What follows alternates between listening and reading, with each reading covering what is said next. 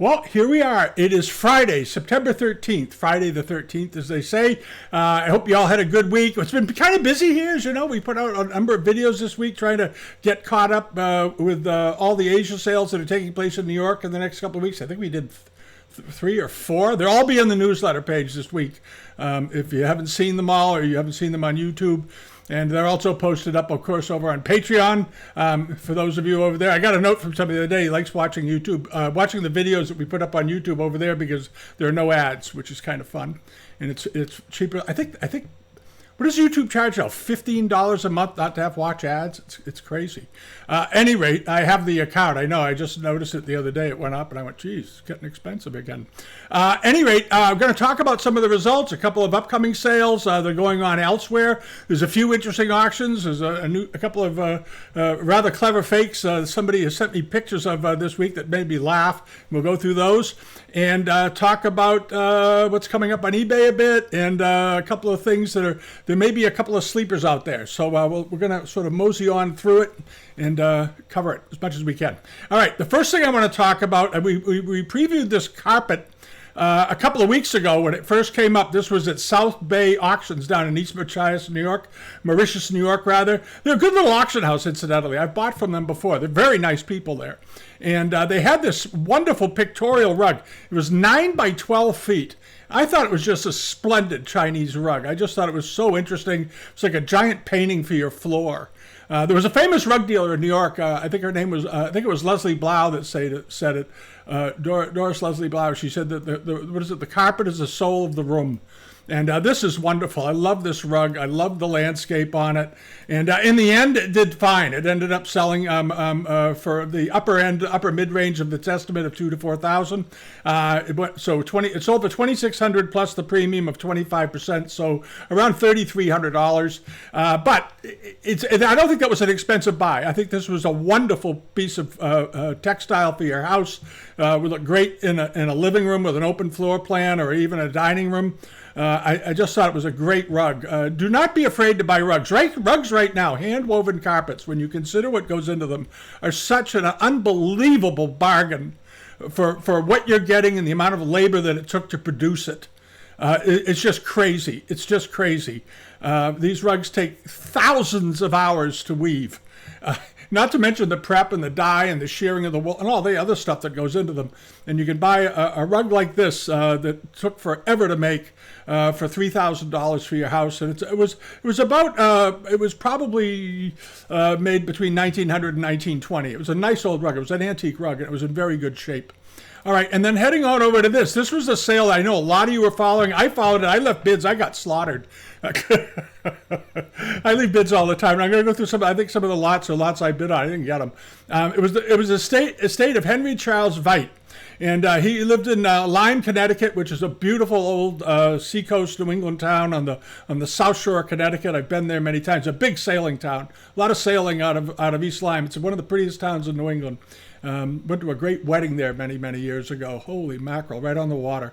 But this was the sale, and he had very interesting stuff. He was an 90-something year old man when he passed away, very interested in the arts. He came from an artistic family, and he had the auction really caught my eye, because I ran auctions for a long time, and every once in a while you'll come across an estate auction that looks completely legit. This really looks like there's a cohesiveness, there's a flavor to the sale, and this was one of those sales, and I just thought it was fascinating.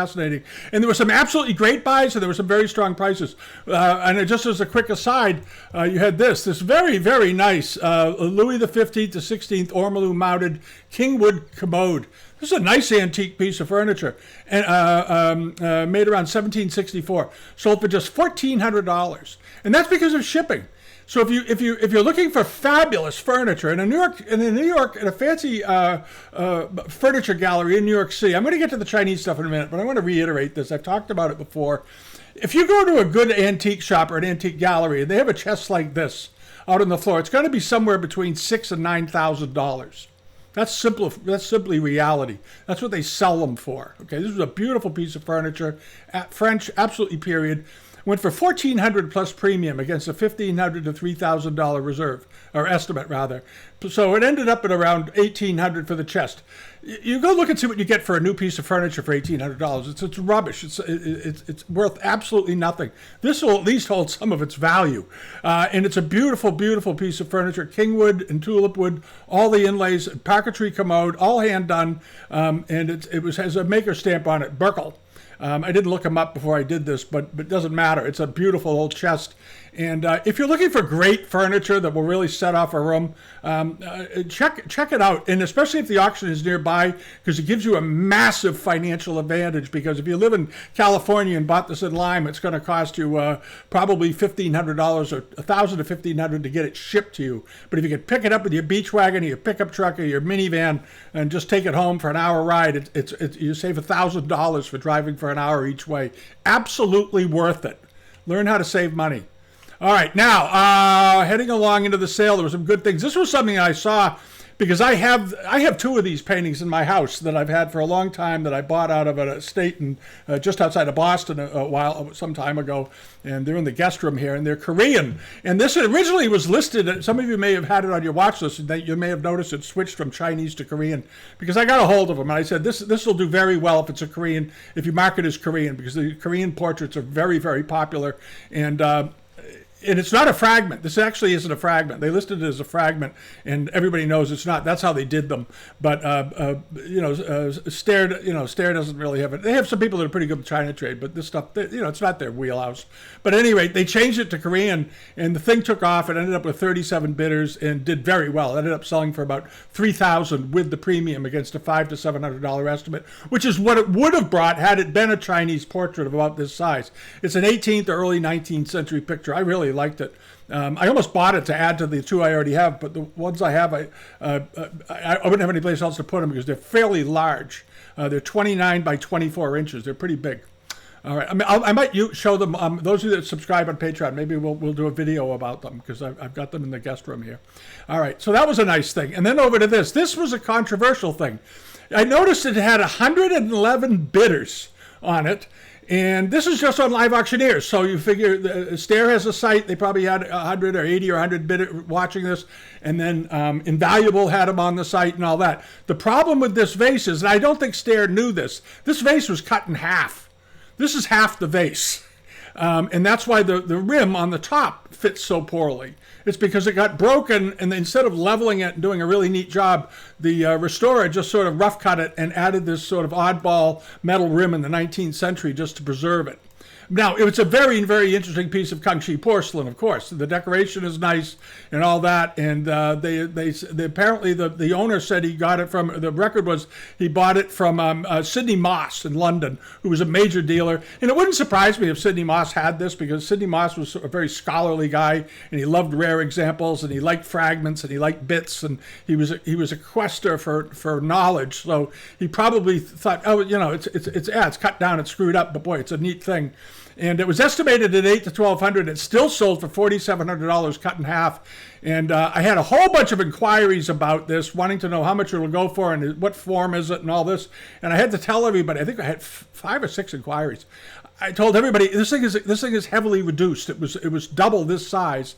And over on the Patreon, I did all those replies. And then on the Patreon page over here, I did these are some of the stuff we put up there this week.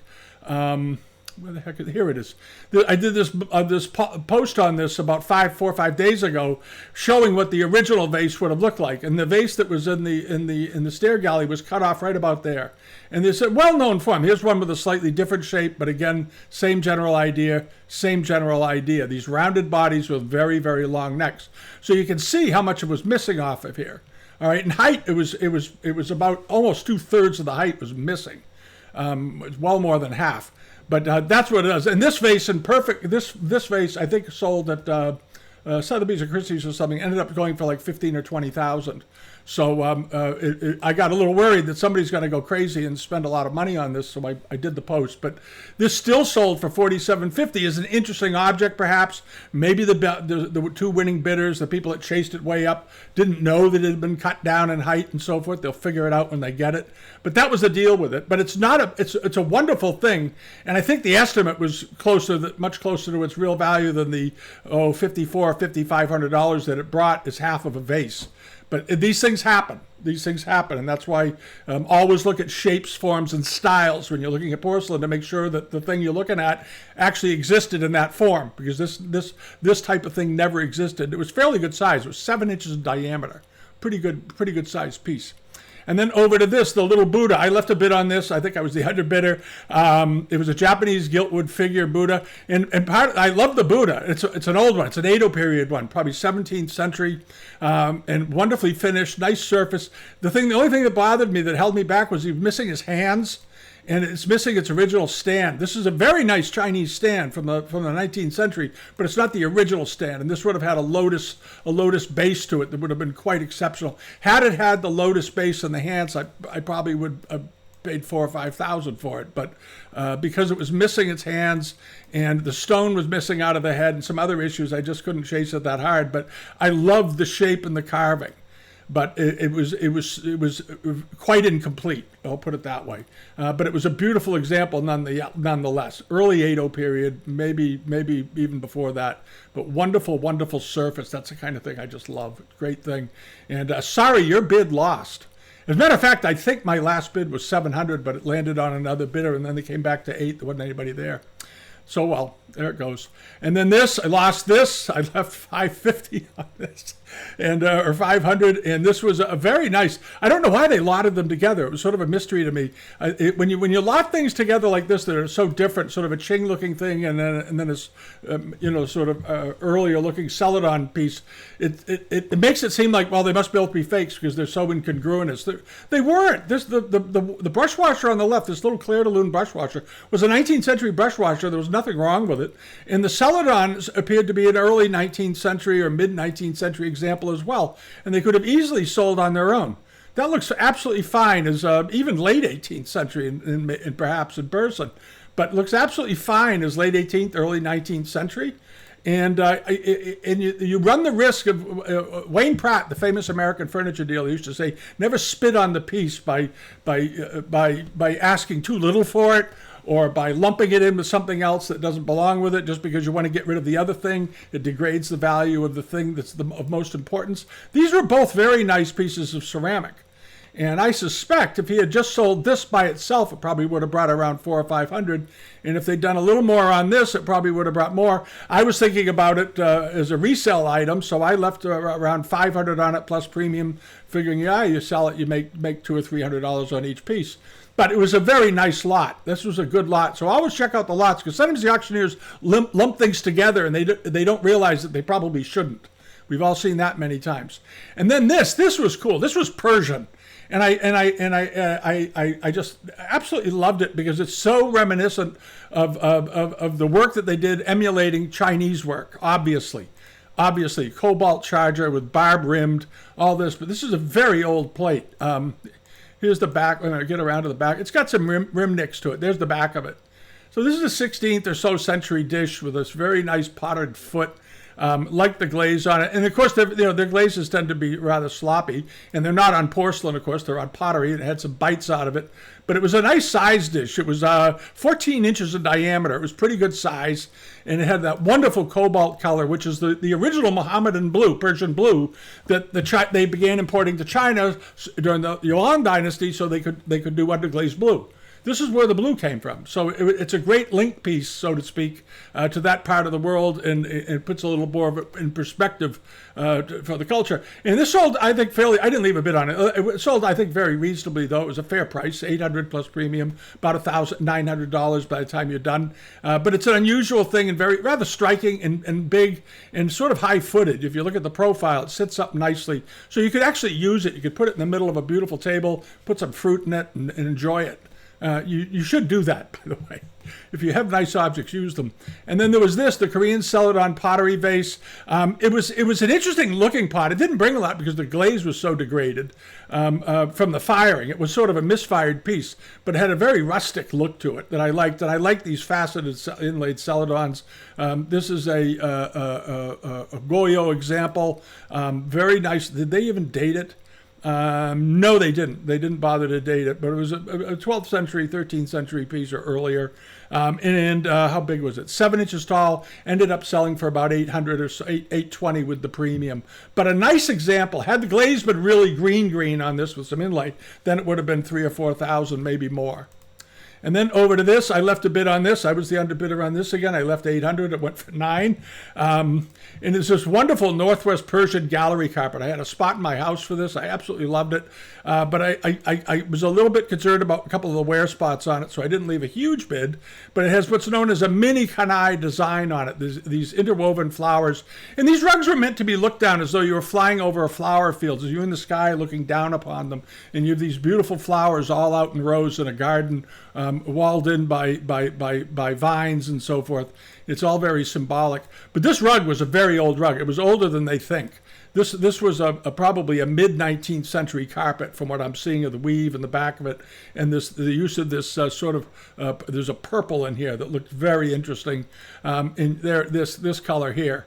Yeah, or not purple, it's like a deep bluish maroon. That's an old color. That's a very old color.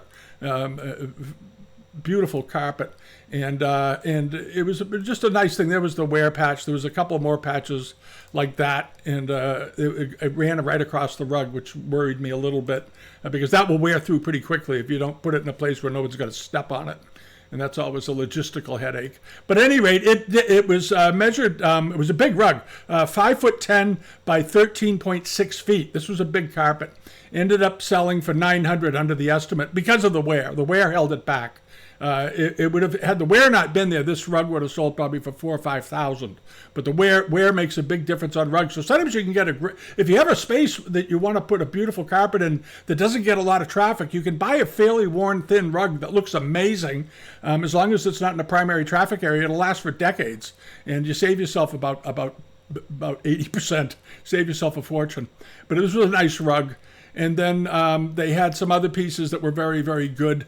I think that's sort of the end of the Chinese. They had some Japanese pictures that were quite attractive that went for reasonable money and so forth. But it was a nice sale. If you haven't gone through it, go back and go through it and look at some of the pieces that are in there because they were very, very tasteful, very well done, nice looking stuff. And then there was a second part. And now over to this. Carlo Bonte has a sale coming up. And in his sale, he has these. These are striking. They are big. These are 62 centimeters tall with cracked ice pattern and gilded butterflies with a deep cobalt background and then light cobalt outlining of the cracked ice. And then these wonderful copper flanges that have been added here. And these were for tea jars. And we talked about years ago, we saw a number of these come up in rose mandarin and so forth. I've never seen them with this pattern. These are exceptionally attractive looking jars, absolutely exceptional. And the deal was back in the day, in the 19th century and the 18th century, when tea was so expensive, tea was kept under lock and key. And that's why tea caddies often in big houses were so small, because tea was so expensive. So you had a little chest of tea in the house and you had to lock it so that the servants wouldn't snitch it. Literally, that's the reason. And because everybody wanted to drink tea back then. So if you had a big pair of jars like this with locks on them, it meant that you could afford to fill those with tea. It was sort of a status thing. And people did fill them with tea. That entertained a great deal. These things are huge. They're 23 inches tall each. And to fill them, you would need pounds and pounds of coffee, which would be an extraordinary show of wealth. And you put them on the sideboard in your dining room or in the entryway to your pantry or something, just to show off. But at any rate, that's the story about why the latches are so interesting. But these are absolutely wonderful jars. These are wonderful jars. The coloration, I think they're exceptional pieces that come along once in a while. And you see these kinds of things in Europe. But these look like late 18th century jars to me. Look at the bottoms of those things. They look V-shaped, beautifully trimmed, beautiful color, nicely done. And I think the estimate is low. If somebody really has to have these are elegant, elegant, elegant jars. And if you love them, pay 20, 30 grand for them. They're absolutely beautiful, absolutely smashing. And one of the lids has a repair to it and so forth. They're just dating it as late 18th, early 19th century. I think the lowness of the lids, the shape, the body, strip the decoration off and do it in famille rose. They're 18th century pots, as far as I'm concerned. That's what they look like. And I absolutely love them. I absolutely love them. And see how they do. They're coming up... when is this sale? October 8th, so it'll be well after Asia Week wraps up. And they also have this. This is very interesting. This a Cockerell's baluster vase onto a Yongchen vase where they've added ormolu mounts and a clock. And this was something they did do in Europe in the 18th century, in the 19th century. It measures 85 centimeters tall, so it's nearly 3 feet in height. 90 inches is 3 feet. So, excuse me. No, wait a minute. 3 feet, 4 feet. No, they're more than that. What the hell am I saying? No, it's 36, 2 feet and 8 inches, or 2 feet, 2 foot 8 inches tall, something like that. But look at these wonderful rare cockerel vase that they then took apart and added these mask and ram's horn heads onto. Then they inserted a clock in between the top of the vase and the lid and reinstalled it all. And this is very European taste. If you have a house with European stuff in it, this will look familiar to you. If you've ever been to the Getty Museum in California, they had a ton of it. And here's the bottom of it. It looks like they replaced the bottom board at some point. But very, very lovely thing. And the estimate on it is just $6,000 to $8,000. That seems more than reasonable. If you want to buy something that has a lot of bang and you have a big living room with with a big bookcase and some space to put it, this is a thing to buy. And you're getting a lot of bang for your buck. It may go over it, but right now it only has one bidder watching it, but it's only been up for a couple of days. So we watch that bidder number and see how it climbs, and you can sometimes very accurately gauge interest in things. All right, and then hopping along over to this. This is also in the sale. This is a fairly standard 19th century form, shape, and so forth. Second half of the 19th century, most likely. But look at the decoration. That beautiful iron red with the gentleman wearing that would appear to be Ming robes rather than Qing robes, flanked by some attendants and so forth and acolytes off to the side. Very nice iron red color. Dash of yellow across the top. Very finely detailed fu lines on the neck. It goes all the way around. Then it's a little negative space on the back. Here's the side of the vase. So there's a bunch of people attending. There's Shaolu. So they got some immortals in here. And how tall is this thing? 2 feet tall. It's 61. It's over 2 feet. About 25 inches in height.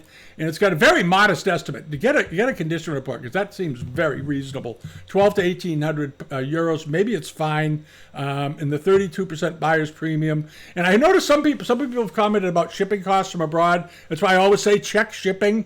Especially a number of people mentioned last week's video, the shipping out of Hong Kong has gotten crazy. Like I heard somebody, I think they said $1,000 to ship some little, like a scroll or something. You want to always double check and get confirmed shipping no matter where you're shipping from. Inside the U.S., it's not such a big issue, and a number of dealers overseas have in-house shipping that I've checked out, and they're pretty reasonable actually. I was very pleased to hear it, and so keep that in mind. But always get a confirmed shipping amount buying abroad outside the U.S. And if you're in England and shipping in from anywhere, do the same, of course. No matter where you're buying, do not drop a bid on anything until you see the shipping, because the high shipping deal could ruin the whole transaction for you. Anyway, this is a very, very nice vase. I liked it a lot. I like the color. And then coming over to this is the Heritage Sale. They've got a few things. They don't have a lot of things I'm crazy about. They have a few fairly good underglazed red and underglazed blue snuff bottles and things like that. They've got some decent little snuff bottles, but be careful. There's some reproductions in here. The jades are okay. There's a nice figure of a small two boys, small jades over here. And there's a few others. Some of them I don't think are that old. I think they're fairly contemporary. But there are a couple of other things in here that caught my eye. And one of them is this. And a couple of things, I think they misdated them or something. I'm not quite sure what they're doing, even when they have information to the contrary. All right, they've listed these as a pair of Famille Rose Republic era plates.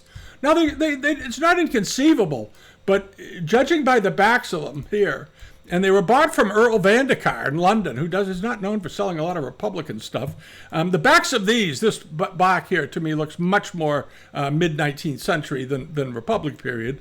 They're very nicely done. They have these sort of screwed up looking chin lung marks, which you typically don't see done in that way in the Republic period. That's not how they did them. And these little imperfections and the kiln grit and all the junk that's on here, my gut feeling is that these are much more likely to be from 1840 to 1860 than from 1912 to 1949. At any rate, the estimate's very reasonable. $500 to $700. They're quite attractive. The $240 opening bid. No bids yet. The sale is on the 24th, and there are only 8 watches. And you may get a buy there because they listed them as Republic, and a lot of people don't want Republic. They want earlier. And then there was this marble inset table screen with marks. It's rather nice and size decorated. I think this is a late Qing or Republic piece, but it's a striking looking thing, and it's about, it's good size. It's pretty big, 31 inches tall. So it's 2.5 feet tall. It's a pretty good size screen, burlwood frame, beautiful stand. It's a lovely thing, and to me, it's one of the the Dreamstone, obviously, with a poem at the top. And there's the back of it, very, very attractive. And the carving and the work and all this all looks very Republican to me, or somewhere around there. The estimate is $2,000 to $4,000, which is fine. This is a piece of furniture, basically. Let me see here. Okay, 3 seals. Okay, the disc is 31 centimeters. The piece overall is it's 9 inches wide and 31 inches tall overall. Okay, so that's good size. It's a big thing. It look great on a table. All right, so they have that. And then they have this. Now, this is a mystery to me. This was sold by E.J. Frankel. They have the letter from him, from Frankel's. And Frankel, of course, was a very sharp dealer. They knew what they were doing. They're in New York City. They were there for many, many years. They did great shows and handled all kinds of stuff. And they wrote the owner, this is a letter to the owner from 2003, and they're dating it to origin Feiwa, Fujian province, date Kangxi period, 1662 to 1722, height 5 7/8 inches. And that's, a pretty straightforward appraisal. But in the catalog, they're calling it Mid-Qing Dynasty. And they're not saying that it's Kangxi. I have no idea why. It absolutely is. This is a nice piece of blanc de Chine. It's reticulated. These are rare birds. There's the bottom of it. There's still got the Frankel collection sticker on it. That's mid Qing is circa 1800 to around 1800 1810, not 1700. This is a nice piece of blanc de Chine ware. The estimate, I think, is up there with for something they think is mid Qing. I don't quite understand their estimating on this at all, to be honest. I think the owner was willing to accept a different date from Heritage, perhaps, but wanted a high estimate to reflect what he really thinks it is. And I don't think $4,000 to $6,000 is a lot for this at all. It could go well over that. This is a pretty rare form. It could easily reach it, I think. It's already got 10 bidders.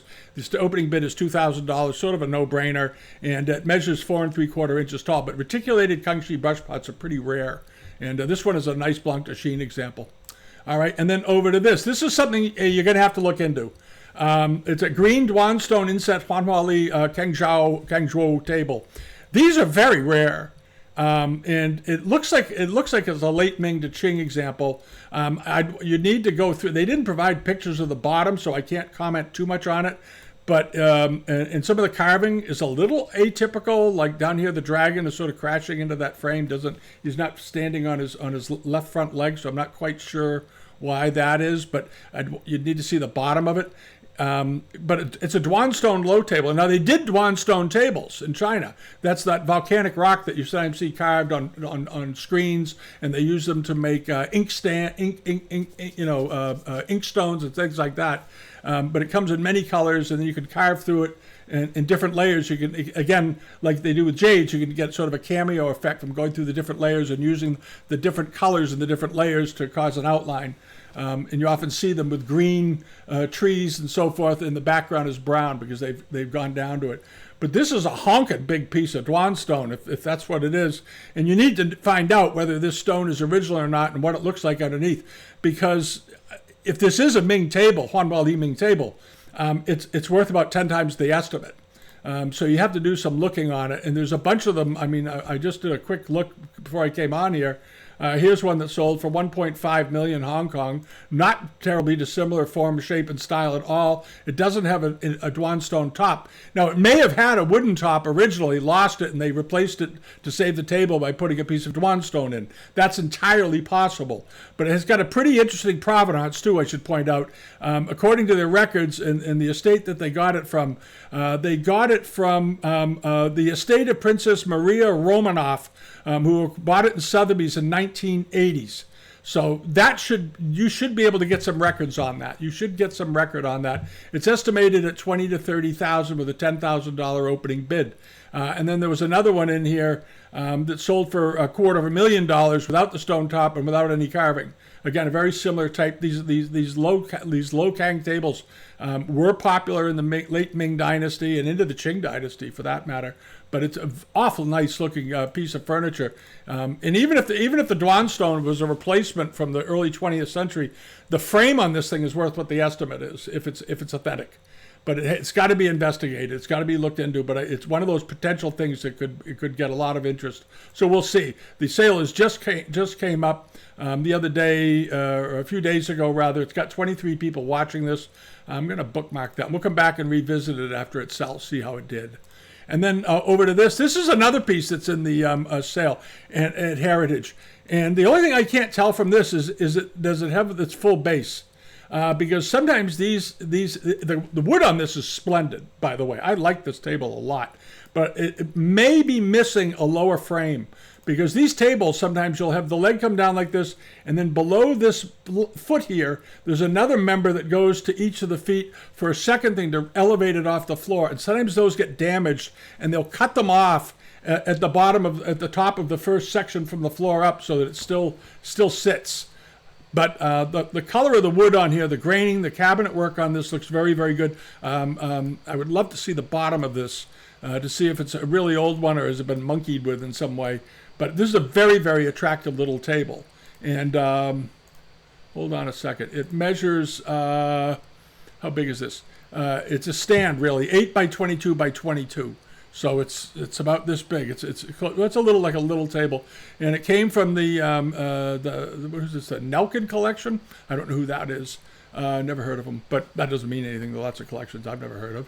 But the estimate's very reasonable: $500 to $700, $200 opening bid, and we'll bookmark that and come back to it and see how it does. And then hopping along over to this. This is at the end of the Heritage sale. I just like this. It's a Thai bronze of the Phra Malai. They're dating this 19th century. It looks older than that to me. It looks a little bit earlier, but it's a bronze.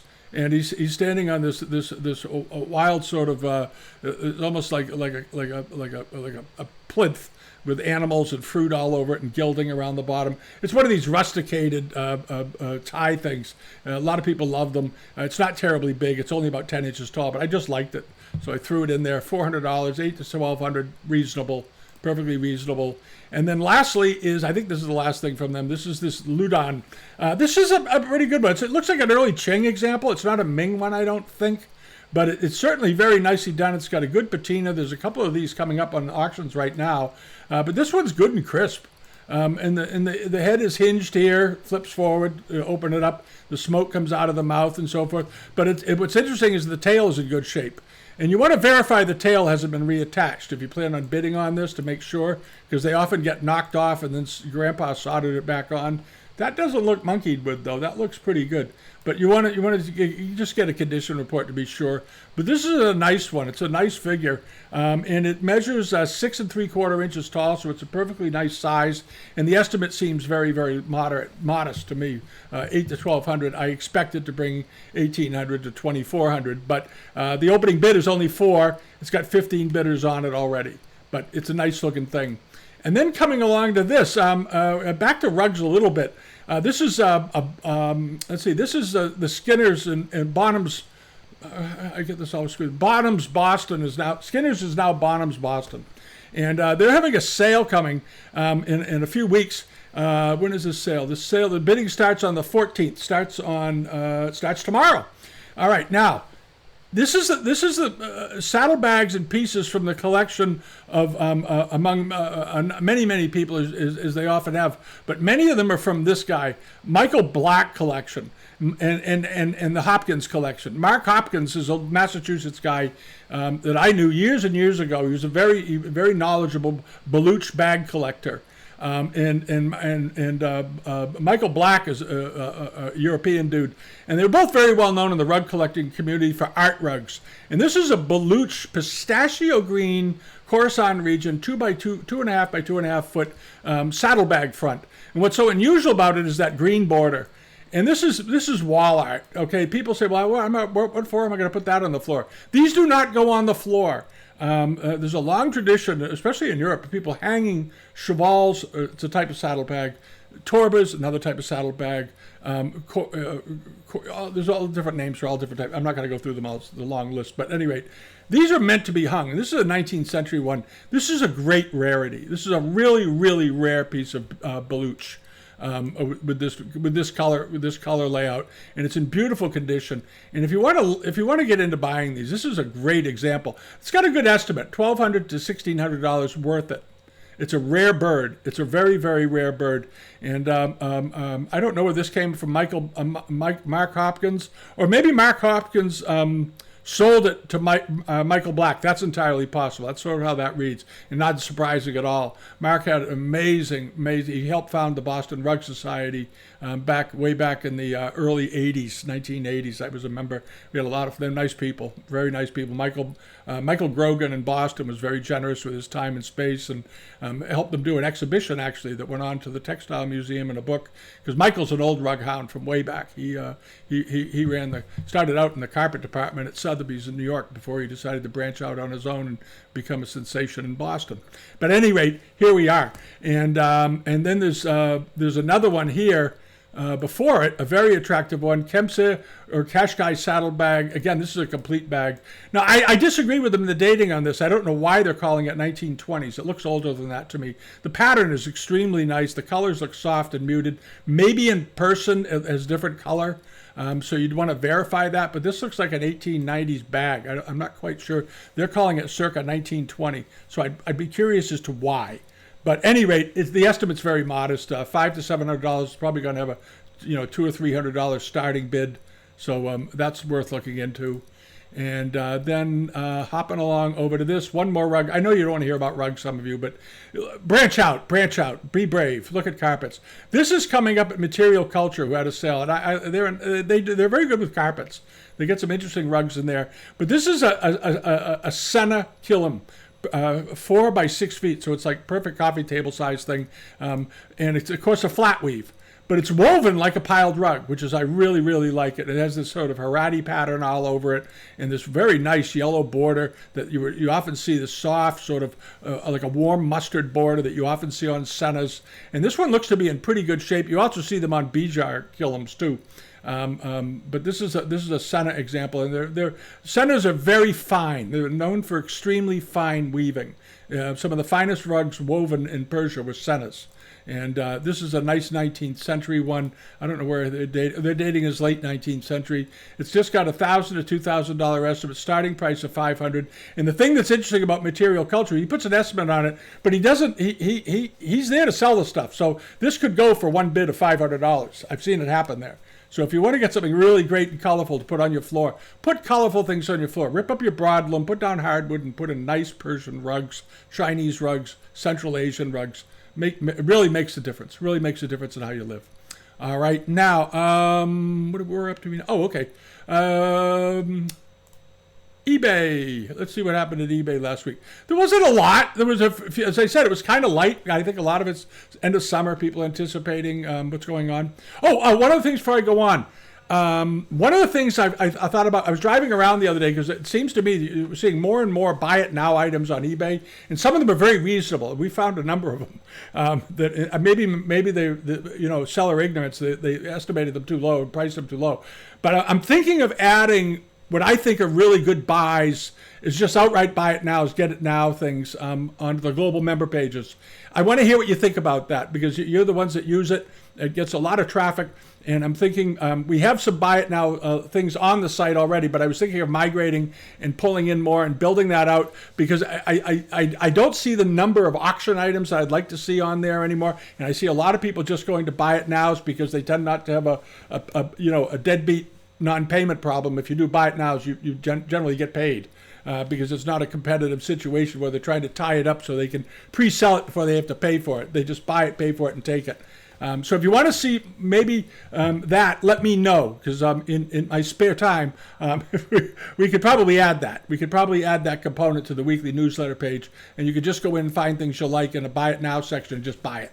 All right, now over to this. This was a very nice bottle vase, 19th century, well-known pattern. We've all seen it. This one was well decorated, that nice squat compressed form. How big was this thing?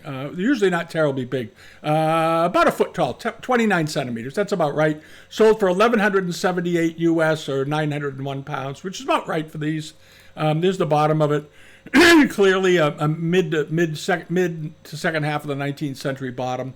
And then over to this bronze. I like this. I commented on it last week. I just thought it was a nice looking bronze, not terribly big. It was like 6 inches tall or something. 10 inches tall. Not a great big one. 10 inches, so about this big, but very attractive. $1,025. Late Ming, early Qing dynasty. And then this, of course, Woolworths is still selling fakes. They're not. This is. I'm still getting inquiries from people. I guess they don't watch the videos each week. Woolworths down in Rhode Island, Massachusetts, have ruined their reputation on Chinese porcelain. I'll just say it, they are either knowingly crooked or are not have any knowledge about what it is they're selling. Because they've been selling these horrific reproductions successfully now for years. And eBay still lets them. I don't get it. I just don't get it. This is a total fake of a very, very famous type of Ming jar. Those of you who collect know exactly what this thing is. These are incredibly rare type of jar. Jiajing dragon jars. They're in museums, and they're worth hundreds of thousands of dollars, millions even if they're big enough.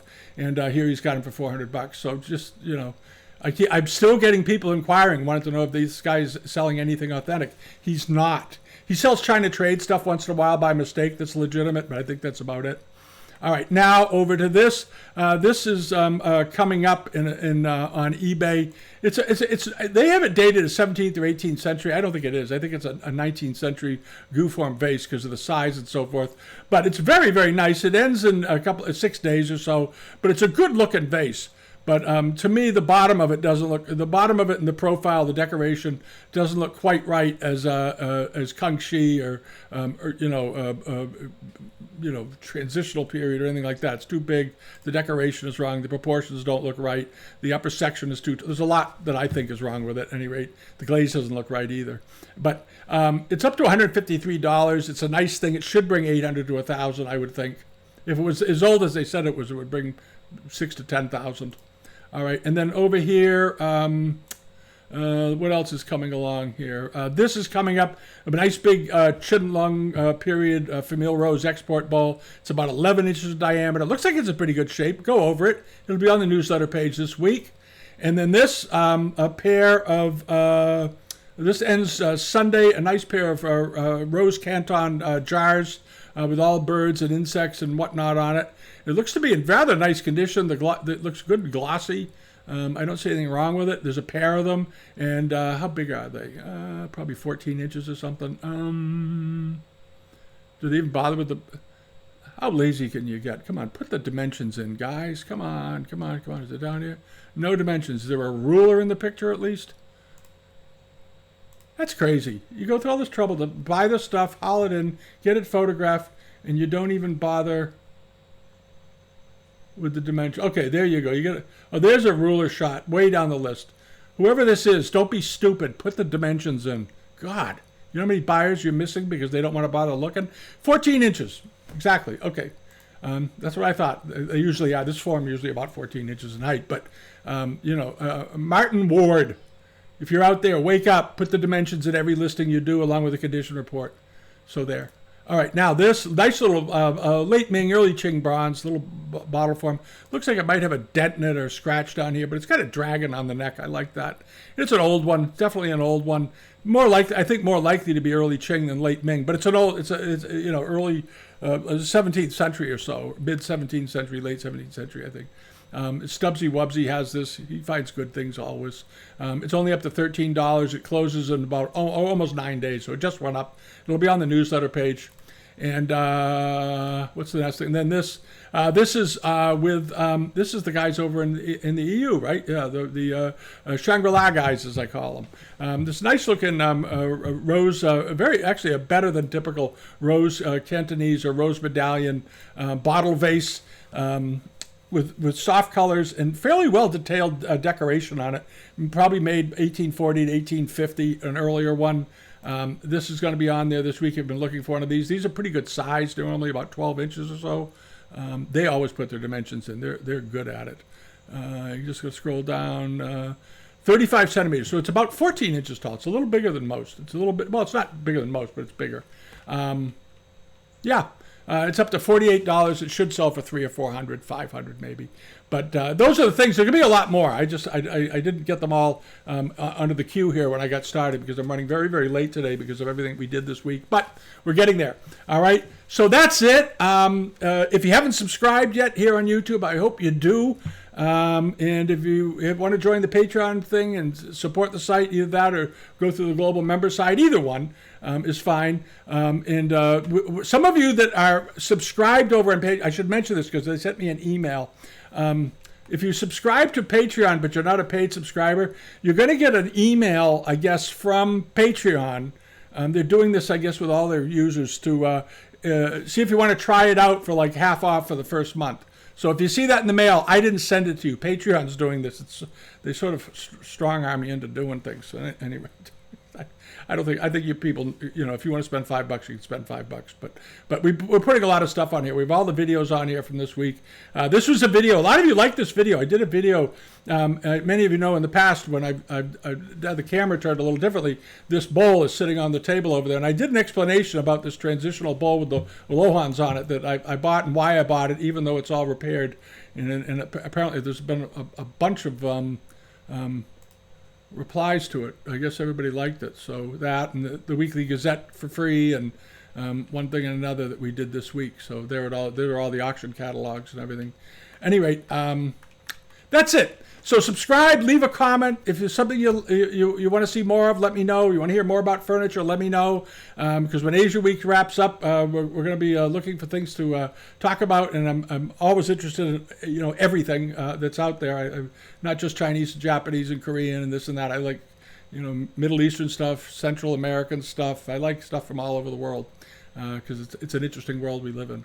All right, have a wonderful weekend, and I'll see you next week. And thanks again for watching. All right, and give us a thumbs up if you like the video. All right, bye-bye.